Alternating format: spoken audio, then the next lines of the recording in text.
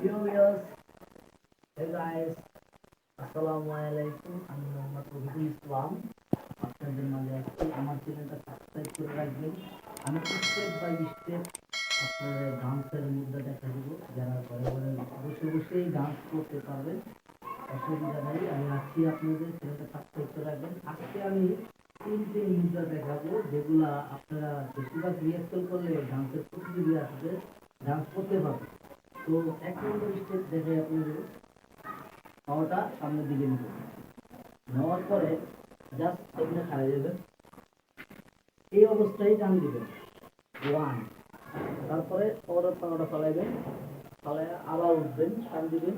তারপরে স্টেপটা টান দিবেন, পাওয়াটা টান দিলে এভাবে ফালাইবেন। জাস্ট এইভাবে টান দিলে আপনি মুদ্রাটি দেখা যাবে। পরবর্তী স্টেপ দেখাই।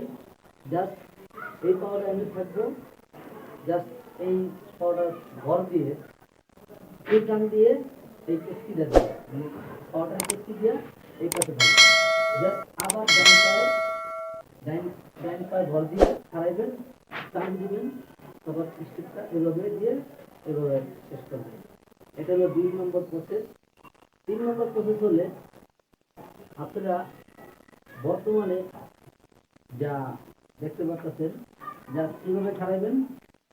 খাড়ানোর পরে 1 হাতটা 1 2 3 4, আবার বাম হাত 1 2 3 4।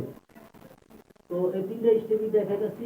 আবার দেখেন এই তিনটা স্টেপ কিভাবে করা যায়। 1 2 3 4 5 6 7 8। পরের স্টেপ দেখেন 1 2 3 4 5 6 7 8। পরের স্টেপ দেখেন 1 2 3 4 5 6 7 8। স্টেপ ঠিক রাখবেন। পরবর্তীতে ভিডিও আমি আবার 3টা মুদ্রা দিব। সেই চ্যানেলটা আশা করি সাবস্ক্রাইব করে রাখবেন। এভাবে যদি করতে থাকেন, আপনি কোনো অল্প কটা মুদ্রা শিখতে পারবেন। আপনি ধান নিজে নিজে ঘরে বসে উঠাতে পারবেন। বাই।